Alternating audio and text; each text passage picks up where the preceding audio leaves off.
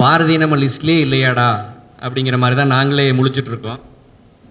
வாண்டடாக பாரதி எங்கள் பஸ்ஸில் ஏற்றி விட்டு நீங்கள் எவ்வளோ வேணால் வச்சு செய்யுங்க அப்படின்னு அனுப்பிவிட்டு ஆமையனுக்கு எங்களுடைய நன்றிகளை தெரிவித்துக் கொள்கிறேன். நீங்கள் அதுவுங்க இவர் பாரதி புகழ் பாட பாகிஸ்தானுக்கு கூட போவாராம். நீங்கள் தோழர் பாரதி அவர்கள் வந்திருக்கார். உண்மையான தமிழ் தேசியம் பேசக்கூடியதில் தோழர் பாரதி அவர்களும் ஒருவர். எனக்கு தெரிந்து இந்த எச்சப்பையன் சீமான் கட்சி ஆரம்பித்த இந்த 15 ஆண்டுகள்லங்க தோழர் பாரதி போன்ற உண்மையான தமிழ் தேசியவாதிகளோடு, மே 17 இயக்கத்தோடு, தோழர் பொழிலன் அவர்களோடு, தோழர் தியாகு அவர்களோடு, இவங்க யாருகூடையுமே ஏப்பா எனக்கு தமிழ்நாடு தான் முக்கியம், தமிழ்நாட்டு நலன் தான் முக்கியம், நான் தமிழ்நாட்டு நலனுக்காக ஆப்கானிஸ்தான் கூட போய் பேசுவேன், உங்கள் மேடையில் ஏறி நான் பேச மாட்டானா அப்படின்னு இப்படி உண்மையான தமிழ் தேசியம் பேசிய ஒருவரோட இவன் மேடை ஏறியது கிடையாது.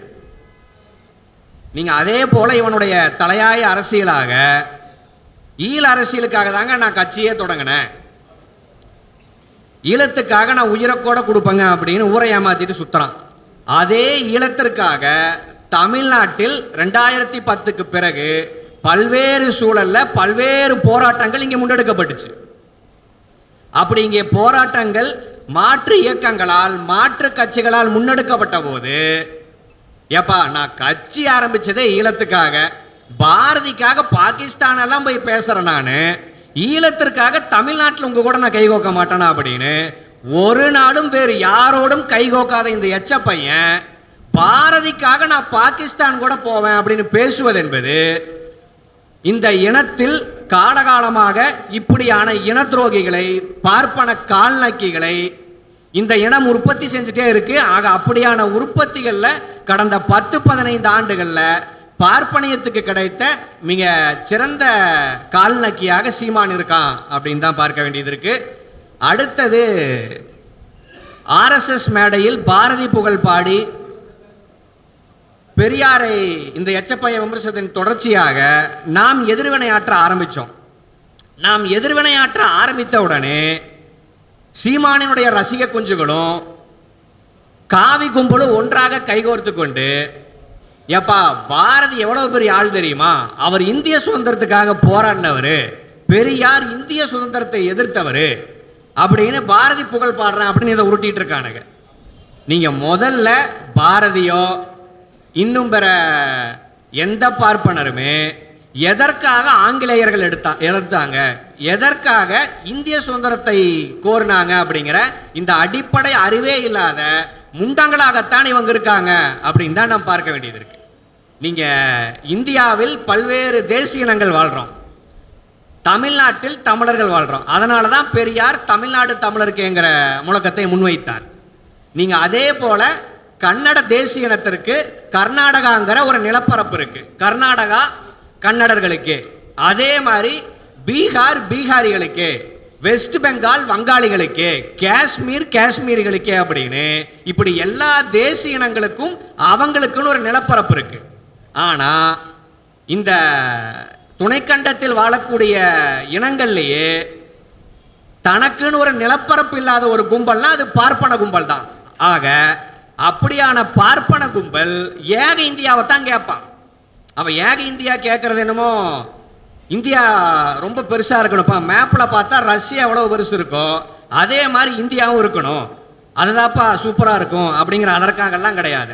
அவன் தன்னை பாதுகாத்து கொள்ள இங்கே இருக்கக்கூடிய ஒவ்வொரு தேசிய இனங்களுமே நாங்கள் தமிழர்கள், நாங்கள் வங்காளிகள், நாங்கள் மலையாளிகள் அப்படிங்கிற இந்த உணர்வு பெற்றுவிட்டால் நீங்கள் குரூப்பில் டூப்பில் மாதிரி இவன் யாரா தனியாக நிற்கிறாங்கிற கேள்வி அடுத்தது வரும். உனக்கு ஏப்பா நிலப்பரப்பு இல்லை அப்படிங்கிற கேள்வி வரும். சார் நான் இந்த மண்ணுக்கே சொந்தம் இல்லாதவன், ஹரப்பா மொஹஞ்சதாரோ வரைக்கும் தமிழர்கள் பரவி வாழ்ந்த போது கைபர் போலன் கலவாய் வழியே ஊடுருவி உங்களை கொஞ்சம் கொஞ்சமாக நான் தென்னகம் வரைக்கும் ஒடுக்கி உங்களை ஒடுக்கினதும் இல்லாமல் உங்கள் தமிழ் மொழியை சிதைத்து, தமிழ் மொழியை மட்டும் சிதைத்தது இல்லாமல் உங்களை நான்காஞ்சாதியாக, சூத்திரனாக, பஞ்சமனாக, இலிசாதியாக மாற்றினதே நான் தான்.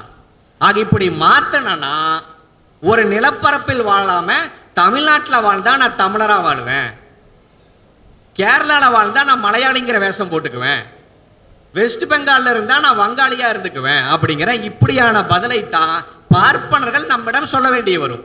ஆக இப்படியான சூழல் வந்துவிடக்கூடாதுங்கிறக்காகத்தான் நம்மெல்லாம் தமிழர்கள் கிடையாது, நம்மெல்லாம் மலையாளிகள் கிடையாது, வங்காளிகள் கிடையாது, காஷ்மீரிகள் கிடையாது, முதல்ல நம்ம எல்லாம் இந்தியர்கள்ங்க அப்படிங்கிற இந்த இந்திய அரசியலை பார்ப்பனர்கள் கையில் எடுத்தது அவர்களை பாதுகாத்து கொள்ளத்தான். நீங்க அப்படியே பெரியாருக்கு வருவோம். பெரியாரை கேட்டானுங்க பாத்தீங்களா, பெரியார் சுதந்திரத்துக்காக போராடினாரா அப்படின்ட்டு. பெரியார் இந்த பார்ப்பன இந்தியாவையே ஏற்றுக்கொள்ளாத ஒரு தலைவர். நீங்க இன்னும் குறிப்பா சொல்லணும்னாங்க 1947 ஆகஸ்ட் 15 ஒட்டுமொத்த தேசமுமே, அதாவது இந்த துணைக்கண்டமுமே இந்திய விடுதலையை கொண்டாடி கொண்டிருந்த போது இது எனக்கான விடுதலை கிடையாதுன்னு இந்த ஒட்டுமொத்த துணைக்கண்டத்தில் பெரியாருங்கிற ஒரே ஒரு தலைவன் தான் முனைக்கணும். ஆக அப்படின்னா பெரியாரை பொறுத்த வரைக்குமே இந்தியா என்னுடைய நாடு கிடையாது, எனக்கு தமிழ்நாடு தமிழ்நாடு போதும்னு சொன்னது கூட நான் என் மொழி பேசுறவனை எல்லாம் தனியா கூட்டிட்டு போறேங்கிற அந்த அர்த்தத்தில் கிடையாது. பெரியாரினுடைய இலக்கு சாதி ஒழிப்பு, சாதியற்ற சமூகம். அது இந்த இந்தியாவோடு இருக்கும் வரை சாத்தியம் கிடையாது அப்படிங்கிற அந்த புள்ளியில் தந்தை பெரியார் அவர்கள் இந்திய சுதந்திரத்துக்காக குரல் கொடுக்காம தமிழ்நாடு தமிழர் என குரல் கொடுத்தார். பெரியார் மட்டும் கிடையாது, அண்ணல் அம்பேத்கர் அவர்களும் பிரிட்டிஷ்காரர்களை எதிர்த்து பெரிதாக இந்திய விடுதலைக்கு பங்காற்றலை. ஏன்னா தந்தை பெரியார் அவர்களுக்கும் அண்ணல் அம்பேத்கர் அவர்களுக்கும் என்ன தெளிவு இருந்துச்சுன்னா, இங்க காலகாலமா எவனோ வந்து ஆண்டான், அப்படி இந்த 200 வருஷம் பிரிட்டிஷ்கார வந்துட்டு போயிருக்கான், அவ்வளவுதான். ஆனா எனக்கும் ஆரிய பார்ப்பனர்களுக்குமான சண்டை 3000 ஆண்டுகளாக நடந்துட்டு இருக்கு. ஆக அந்த சண்டையில் நான் வெற்றி பெறுவதுதான் உண்மையான விடுதலை அப்படிங்கிற புரிதலானது தந்தை பெரியார் அவர்களுக்கும் அண்ணல் அம்பேத்கர் அவர்களுக்கும் இருந்துச்சு. இந்த அடிப்படையே தெரியாம பாரதியார் சுதந்திரத்துக்காக போராடினாரு, பெரியார் போராடல அப்படின்னு எனக்கு தெரிஞ்ச நான் இப்போ ஃபேஸ்புக்கில் ஒரு பதிவு போட்டால் ஒரு 700 கமெண்ட்ல இருந்து 2000 கமெண்ட் வரைக்கும் வருது. அதில் போடக்கூடிய பெரும்பான்மையான தற்குறிகள் இதைத்தான் போட்டுட்டு இருக்கானுங்க. நீங்கள் அதே போல பாரதியார் தமிழர்களுக்கான தந்தை கிடையாதுங்க, மன்னிக்கணும், பெரியார் தமிழர்களுக்கான தந்தை கிடையாது, பாரதி தான் தமிழர்களுக்கான தந்தையாக இருந்திருக்க வேண்டும் அப்படின்னு அதே ஆர்எஸ்எஸ் மேடையில் அந்த ஆர்எஸ்எஸ் காலனிக்கு சீமான் பதிவு செய்கிறார். நான் என்ன கேட்க விரும்புகிறேன்னா, இந்த தமிழ் சமூகத்தில் இந்த நூற்றாண்டின் ஆகச்சிறந்த 2 போராட்டங்கள் அப்படின்னா அது தமிழ்நாட்டில் நடந்த இந்திய எதிர்ப்பு போராட்ட களமும் ஈழத்தில் நடந்த ஈழ விடுதலை போராட்ட களமும். இந்த 2 போராட்ட களத்தில் பெரியாரை தலைவராக ஏற்றுக்கொண்ட பெரியாரிஸ்டுகள் உயிர் விட்டுருக்காங்க, ஜெயிலுக்கு போயிருக்காங்க. நீங்க ஈழ போராட்டத்துக்காக இங்க தீக்குளித்தவர்கள் அப்படின்னு ஒரு பட்டியல் எடுங்க, அதே மாதிரி இந்திய எதிர்ப்பு போராட்டத்தில் உயிரை விட்டவர்கள் ஒரு பட்டியல் எடுங்க. இந்த பட்டியல்ல ஒரே ஒரு பாப்பா இருக்கானா? ஒரே ஒரு பாப்பாங்க கூட இந்த பட்டியல கிடையாது. கூடுதலாக ஏதாச்சும் ஒரு பாரதி பற்றாளர், ஏப்பா பாரதி என்னுடைய தமிழ் காரணமாக நான் தமிழ் உணர்வு பெற்றேன், அதன் காரணமாக நான் இந்திய எதிர்ப்பு போராட்டத்தில் பங்கேற்று என்னுடைய உயிரை கொடையாக கொடுத்தேன் அப்படின்னு எவனா ஒருத்தன் இங்க செத்துருக்கானா? அப்படி ஈழ போராட்டத்துக்கு வருவோம். 1983 கருப்பு ஜூலைக்கு பிறகுதான் நீங்க மிகப்பெரிய அளவில் தமிழ்நாட்டில் ஈழ ஆதரவு களமானது அமையுது. எப்பா நான் பாரதியினுடைய தமிழால் உணர்வு பெற்றவன், நான் பாரதி பற்றாளன். இப்போது ஈழத்தில் என்னுடைய தொப்புள்குடி உறவுகள் துன்பத்தில் ஆழ்ந்திருக்காங்க. எனவே தந்தை செல்வாவளியில் இல்லாம இனி ஆயுத போராட்டம் தான் தீர்வு அப்படின்னு விடுதலை புலிகள் உள்ளிட்ட இயக்கங்கள் தயாராக இருக்காங்க. அவர்களுக்காக நான் உதவுறேன் அப்படின்னு ஒரே ஒரு பாப்பா உதவி இருக்கானா? ஆனா திராவிட இயக்கத்தின் தரப்பிலிருந்து பெரியார் இயக்கத்தின் தரப்பிலிருந்து நாம் மிகப்பெரிய வரலாற்றை முன்வைக்க முடியும். நீங்க அண்ணன் ஆறுசாமி அவர்கள் விடுதலை புலிகளுக்காக ஆயுதம் தயாரித்து கொடுத்த வழக்கிற்காக கிட்டத்தட்ட 5 ஆண்டுகள் சிறையில் இருந்திருக்கார். அதுல 3 வருஷம் ஆயுதம் தயாரித்து கொடுத்த வழக்குக்காக, 1 வருஷம் வேலூர் சிறையிலிருந்து புலிகள் தப்பித்த வழக்குக்காக, ராஜீவ்காந்தி மரணத்திற்கு முன்னாடியே ஆயுதம் தயாரித்து கொடுத்தாருன்னு ஒரு 6 மாத சிறை, இதெல்லாம் சேர்த்தா ஒரு 5 ஆண்டுகள். அதே போல அண்ணன் கோவை ராமகிருஷ்ணன் அவர்களும் விடுதலை புலிகளுக்காக ஆயுதம் தயாரித்து கொடுத்தார் அப்படிங்கிற அடிப்படையில் 3 ஆண்டுகள் கொடுஞ்சிறையை அனுபவித்தார். அதே போல அண்ணன் கொளத்தூர் மணி அவர்களும் ஆயுதமெல்லாம் தயாரிச்சாச்சு. தயாரித்த ஆயுதங்களை பயிற்சி எடுக்க தளம் தமிழ்நாட்டில் தான். ஈழத்துக்கு போய் புலிகளால் பயிற்சி எடுக்க முடியாது. எனவே பயிற்சி எடுக்க நான் தளம் அமைத்து கொடுக்கிறேன் அப்படிங்கிற அடிப்படையில் அண்ணன் கொளத்தூர் மணி அவர்களும் புலிகள் பயிற்சி எடுக்க தளம் அமைத்து கொடுத்த காரணத்தால் 3 ஆண்டுகள் கொடுஞ்சிறையை அனுபவிச்சாங்க. நான் தலைவர்களை மட்டும் சொல்லிடுறேன். இந்த தலைவர்கள் சிறையில் இருந்த போது ஒவ்வொரு பெரியாரிஸ்டுகளுடைய முதுகெலும்பும் அன்றைக்கு நொறுக்கப்பட்டுச்சு. இவன் பெரியார் இயக்கத்தை சார்ந்தவன் தெரிஞ்சாவே அவர்கள் மிகப்பெரிய ஒடுக்குமுறைக்கு உள்ளானாங்க. வீடு பூந்து தாக்கப்பட்டாங்க காவல்துறையால். இப்படி ஒரே ஒரு பாரதியினுடைய பற்றாளன் விடுதலை புலிகளுக்காக ஜெயிலுக்கெல்லாம் போக வேண்டாங்க. நான் வெறுமனே சிறையை மட்டும் முடிச்சுட்டேங்க. இன்னும் குறிப்பாக சொல்லணும்னா அன்றைக்கு ஈழத்திற்கே சென்று விடுதலை புலிகளோட நின்று உயிரை விட்ட தோழர்களுடைய பட்டியல் பெருசு. தோழர் பாரதி அவர்களுக்கு அந்த வரலாறு தெரியும். நீங்க பெரியார் இயக்கத்தை பின்னணியாக கொண்டு ஈழத்திற்கே புலிகளோடு போய் செத்து போன வரலாறு இங்க உண்டு. இன்னைக்கு வரைக்கும் அவங்க தேடப்படும் குற்றவாளிகளாக இருக்காங்க. இன்றைக்கு வரைக்குமே அவர்களுடைய பெற்றோர் இயக்கங்களை நோக்கி வந்து என் பிள்ளை எங்காச்சும் உயிரோடு இருக்கான்னு தெரியுமா அப்படின்னு இன்றைக்கு வரைக்கும் விசாரிச்சுட்டு இருக்காங்க. இப்படி ஏதாச்சும் ஒரு வரலாறு தமிழ்நாட்டில் இருக்கக்கூடிய எந்த பாப்பானுக்காச்சும் இருக்கா? பாரதி பற்றாளனுக்கு இருக்கா? இவ்வளவு பண்ண வேண்டாம், ஜெயிலுக்கு போக வேண்டாம், நீங்க உயிரை கொடுக்க வேண்டாம். விடுதலை புலிகளுக்காக ஒரு 3 ரூபா டைகர் பிஸ்கட் வாங்கி கொடுத்துருப்பானுங்களா? ஏதோ ஒரு பாரதி பற்றாளன் இப்படி ஒன்னையுமே புடுங்காதவனை என்ன மசத்துக்கு தமிழ்நாட்டில் இருக்கக்கூடியவன் தலைவனை ஏற்கணும். நீங்க தமிழ்நாட்டினுடைய ஆகச்சிறந்த போராட்டங்கள் இது 2 தாங்க. இந்த 2லுமே பாரதி பற்றாளனுங்க எவனாச்சும் இருந்தானுங்களா? இதுல என்னன்னாங்க, இந்த ஒப்பீடே தவறு தோழர் சொன்ன மாதிரி. ஏன்னா பெரியார் தமிழ் தேசியத்துக்கான சிந்தனையை இந்த மண்ணில் விதைத்தவர். பாரதி இந்திய தேசியவாதி. இந்திய தேசியவாதியான பாரதியை படிக்கக்கூடியவங்க விடுதலை புலிகளுக்காக உதவணுங்கிற எந்த உணர்வும் அவங்களுக்கு வராது. இன்னும் சொல்ல போனா 83ல் ஆயுத போராட்டமானது இங்க துவங்கிய போது பெரியார் செத்து 10 வருஷம் ஆச்சுங்க. பெரியார் இறந்து 10 வருடங்கள் ஆன பிறகு இங்கிருந்த பெரியாரிஸ்டுகள் எதற்காக புலிகளுக்கு உதவணும்? எப்பா, புலிகள் பெருசு பெருசா துப்பாக்கி வச்சிருக்காங்க, நல்லா பார்க்கறதுக்கு ஹீரோ மாதிரி இருக்காங்க அப்படிங்கிற அந்த கவர்ச்சியின் காரணமாக பெரியாரிஸ்டுகள் உதவல. மாறாக ஈழத்தில் விடுதலை புலிகள் எந்த கோரிக்கைக்காக போராடினார்களோ அதே கோரிக்கையை அதற்கு 50 ஆண்டுகளுக்கு முன்னாடி இருந்து இந்த மண்ணில் முழங்கியவர் தந்தை பெரியார். நீங்க அந்த தந்தை பெரியார் அவர்கள் 73ல் இறக்குறாருங்க.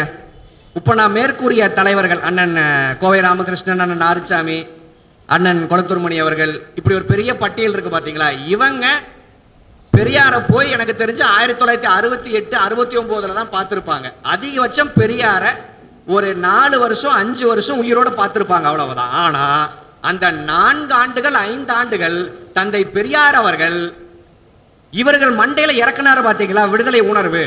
அந்த விடுதலை உணர்வு நாடி நரம்பெங்கும் பரவி இருந்த பெரியாரிஸ்டுகள் அதற்கு வழி தெரியாம இங்க முழித்துக் கொண்டிருந்த போது நான் ஒரு கோரிக்கைக்காக இங்க நிக்கிறேன். ஆனா அதற்கு இப்போது வாய்ப்பு கிடையாது. எப்படி எனக்கு இங்கே பார்ப்பனியம் எதிரியோ அதே போல ஈழ விடுதலைக்கும் பார்ப்பனர்கள் எதிராக இருக்காங்க. ஆக நான் செய்ய முடியாததை இன்னொருத்தனுக்கு உதவி செய்து நான் செய்து கொள்கிறேன் அப்படிங்கிற அடிப்படையில் தான் நம்முடைய தனிநாடு கோரிக்கை தான் நம்மை புலிகள் ஆதரவாளர்களாக மாற்றியதே ஒழிய வெறுமனே புலிகள் தமிழர்கள், புலிகள் சூப்பரா இருக்காங்க பாங்கிறக்காக கிடையாது. என்னுடைய கொள்கை என்னவோ அதே கொள்கையை கொண்டவனாக விடுதலை புலிகளும் இருக்கிறாங்க அப்படிங்கிற அந்த அடிப்படையில் தான் இங்க இருக்கக்கூடிய பெரியாரிஸ்டுகள் உதவுனாங்க. ஏன் நான் முன்னாடியே கேட்ட மாதிரி ஏன் பாரதியினுடைய தொண்டர்கள் உதவலன்னா, அவன் ஏக இந்தியா கேட்டவன், பாரதி அகண்ட பாரதம் கேட்டவர், தந்தை பெரியார் தனிநாடு கேட்டவர். அகண்ட பாரதம் கேட்ட, நால்வர்ணம் வேண்டும்னு வலியுறுத்திய, சமஸ்கிருதம் தான் சிறந்த மொழின்னு பேசிய பாரதிய நம்ம தந்தைன்னு ஏத்துக்கணுமா? இதுக்கு பேர் என்ன தெரியுமா? நமக்கு சம்மந்தமே இல்லாத இன்னொருத்தனை தந்தைன்னு எவன் சொல்லுவா? இந்த கேமராலாம் நிறைய இருக்கு, நம்ம பர்சனலா பேசணும்னா நல்லா பேசுவேன், கேமரா வேற முன்னாடி வச்சுட்டாங்க. பாரதிய ஒருத்தர் தந்தைன்னு ஏத்துக்கிறாங்க. ஒண்ணு இல்லைங்க, இப்ப நம்ம இந்த நிகழ்ச்சி அறிவிச்சிட்டோம். திருச்சியில அவசரமாக நமக்கு எதிராக ஒரு கூட்டத்தை பார்ப்பனருடைய காலை கழுவி குடித்து வாழக்கூடிய நாம் தமிழர் கும்பல் அறிவிச்சிருக்கு. தலைப்பு என்னன்னா, சமத்துவ பாரதியை போற்றுவோம். சமத்துவ பாரதி வெர்சஸ் சாதி வெறி ஐயா ஈவேராவா. ஏண்டா 10 வருஷமா என்னென்ன பேசுறோமோ பேசிட்டேன், இதுல பெரியவர்கள் நாகரிகமானவர்கள் ஐயா பெரிய ஈவேராவா. அது இப்படி ஒரு தலைப்போடு இவனுங்க அறிவிச்சிருக்கானுங்க. நீங்க இந்த மண்ணில் இவனுங்க தலைவர்கள்னு சொல்லக்கூடிய நம்முடைய உண்மையிலேயே தேசிய தலைவர் பிரபாகரன் அவர்கள் நம்முடைய பாசறையில் வளர்ந்தவர். இவனுங்க ஜெராக்ஸ் காப்பி எடுத்துட்டு போயிட்டு பாருங்க, நாங்க வச்சுக்கிறோம் எடுத்துட்டு போயிட்டானுங்க, அவ்வளவுதான். அந்த தேசிய தலைவர் பிரபாகரன் அவர்களை தமிழ்நாட்டில் எத்தனையோ பேர் விமர்சிச்சிருக்காங்க இந்த 10 ஆண்டுகள்ல. அதற்கு எதற்குமே இவன் துடித்தது கிடையாது நாம் தமிழர்காரன். அதே போல அண்ணல் அம்பேத்கர் அவர்களை எத்தனையோ பேர் இங்கு சாதியவாதிகள் இழிவுபடுத்தி இருக்காங்க. அதற்கு எதற்கும் இவன் துடித்தது கிடையாது. ஆனா பாரதிய சொன்ன உடனே, பார்ப்பன பாரதிய சொன்ன உடனே இவனுக்கு பொத்துட்டு வருதுன்னா, இவனுக்கு பாரதிக்கு தான் பிறந்தானுங்களாம் தான் நம்ம கேட்க வேண்டியது இருக்கு. பாரதிக்கு இவனுக்கு என்ன சம்பந்தம்? ஏன்னா தமிழ்நாட்டில் எத்தனை பிரச்சனை நடந்திருக்கு, தமிழ்நாட்டினுடைய உரிமைக்காக போராடி உயிர் நீத்த எத்தனை பேர் இங்க இருக்காங்க.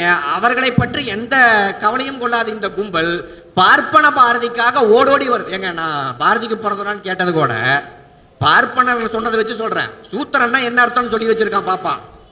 அந்த பாப்பானுக்காக ஒருத்த ஓடோடி போய் நிக்கிறான்னா அவன் யாரா இருக்கணுங்கிற அந்த அர்த்தத்தில் நான் சொல்றேன்.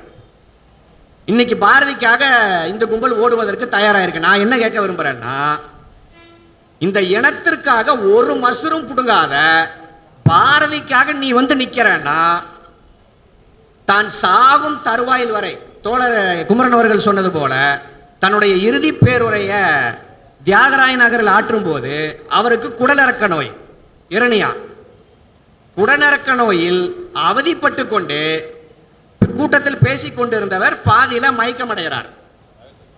அப்போது அன்னை மணியம்மை கொஞ்சம் அவங்கள தேத்தி பேச வைக்கிறாங்க. அந்த மயக்கத்திலிருந்து தெளிந்த பெரியார் பேச ஆரம்பிக்கும் போது அம்மா அம்மான்னு வழியோடு முடங்கிட்டே பேசிட்டு, உங்களை எல்லாம் சூத்திரனா விட்டுட்டு போறேன்னு நான் கவலைப்படுறேன்னு அழுத தலைவர் தந்தை பெரியார். ஆக பாரதிக்கு நீங்க வந்தீங்கன்னா, அதுவும் நமக்கு எதிரான பாரதிக்கு இத்தனை எச்ச பசங்க வர்றீங்கன்னா, தந்தை பெரியார் அவர்களுக்காக எங்களுடைய உயிரை கூட கொடுப்பதற்கு நாங்கள் தயார். நீங்க பலர் கூட கேட்பாங்க, நீங்க என்னங்க சீமானையே அட்டாக் பண்றீங்க, நீங்க வேற ஏதாவது பேசலாம்ல ஜாலியா எல்லாம் அப்படின்னு. பெரியாரை தாண்டி எங்களுக்கு என்ன இருக்கு? பெரியார் தான் எங்களுடைய உயிர். அந்த பெரியாரை ஒருத்த இழிவுபடுத்துறான்னா அவனை இந்த தமிழ்நாட்டு அரசியல் களத்திலிருந்து அப்புறப்படுத்துவதுதான் எங்களுடைய முதல் வேலை. அதற்காக எத்தனை பகையை வேணா நாங்க சம்பாதிக்க தயார், எங்களுடைய உயிர் கூட போக தயார். பாரதிக்கே நீ வர்றன்னா, பாரதியை விட தந்தை பெரியார் பல ஆயிரம் மடங்கு உயர்ந்தவர், பல ஆயிரம் மடங்கு இந்த இனத்துக்காக உழைத்தவர். அந்த தந்தை பெரியாருக்காக உயிரை கொடுக்க ஒவ்வொரு பெரியாரிஸ்டுகளும் இங்க தயாரா இருக்காங்க. நீங்க அதே போல கடைசியாக உன்னை சொல்லி அந்த கூட்டத்தை முடிச்சார். திராவிட கோட்டையை பார்ப்பன கோடாரி கொண்டு வீழ்த்துவாராம் கெடப்பாறை. அந்த கெடப்பாறையை பார்ப்பனர்களுக்கு சாதகமாக செயல்படக்கூடிய, பார்ப்பனருடைய காலை கழுவி கூட குடித்து நாங்கள் வயிறு வளர்ப்போம் நீங்க வாழக்கூடிய இந்த இனத்தினுடைய இனத்துரோக கும்பலாக உலா வரக்கூடிய அத்தனை பேர்த்துக்குமான அரசியலை குழி தோண்டி புதைக்கும் சவக்குழிக்கு அந்த கெடப்பாரியை நாங்கள் பயன்படுத்துவோம்.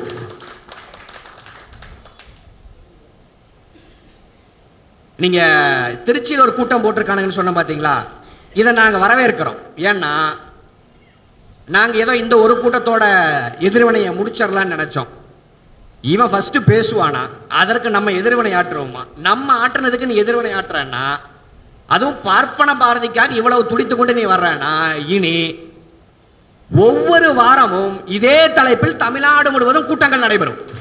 தமிழ்நாடு முழுவதுமே பாரதியினுடைய முகத்திரையும், குறிப்பாக பாரதிங்கிறது வெறுமனே சிம்பாலிக் தான், நமக்கு தனிப்பட்ட பாரதி மேல வெறுப்பு கிடையாது, சங்கி பாரதி தான். இருந்தாலும் பாரதி அல்டிமேட் டார்கெட் கிடையாது. அவனுங்களுக்கு பாரதி என்பது பார்ப்பனர்களுடைய குறியீடு.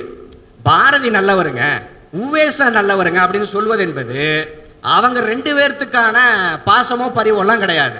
அவங்க என்ன சொல்ல விரும்புறாங்கன்னா, இந்த மண்ணில் நிலை பெற்று இருக்கக்கூடிய பார்ப்பன எதிர்ப்பை முழங்கடிக்க செய்யணும், பார்ப்பன எதிர்ப்பை நீர்த்து போக செய்யணும்னா எப்பா பாரதி இவ்வளவு பெரிய நல்லவரா இருக்காரு, ஊவேசா இவ்வளவு பெரிய நல்லவரா இருக்காரு, இப்படியெல்லாம் பார்ப்பனர்கள் இருக்கும்போது பார்ப்பனர்கள் நமக்கான எதிரிகள் அப்படின்னு இந்த கருப்பு சட்டக்காரனுங்க தவறா நமக்கு சொல்லிட்டாங்கப்பா அப்படின்னு ஒட்டுமொத்த பார்ப்பனர்களை நாம் தமிழராக ஏற்க வேண்டும் அப்படிங்கறக்காகத்தான் நீங்க பொந்துக்குள்ள இருந்த பாரதி உவேசாவை எல்லாம் தூக்கிட்டு வரானுங்க. ஆக இனி வெறும் பாரதி டார்கெட் கிடையாது, ஒட்டுமொத்த பார்ப்பனியத்தையும் நார் நாராக கிழிப்போம். 3000 வருஷ வரலாறு இருக்கு நம்ம கையில. 3000 ஆண்டுகளாக இந்த இனத்திற்கு பாப்பா என்னென்ன துரோகம் பண்ணியிருக்கான், இந்த இனத்தை எப்படி வஞ்சித்தான் அப்படிங்கிற அந்த வரலாற்றை மீண்டும் இந்த தலைமுறைக்கு கொண்டு போய் சேர்க்கக்கூடிய வேலையை நிச்சயம் நாம் செய்வோம். அதற்கான வாய்ப்பை நமக்கு இன்றைக்கு அளித்துள்ள பார்ப்பனர்களின் கால்நக்கி RSS அடிவரடி எச்சப்பையன் சீமானுக்கு மீண்டும் முறை நன்றியை தெரிவித்துக் கொண்டு முடித்துக் கொள்கிறேன். நன்றி, வணக்கம்.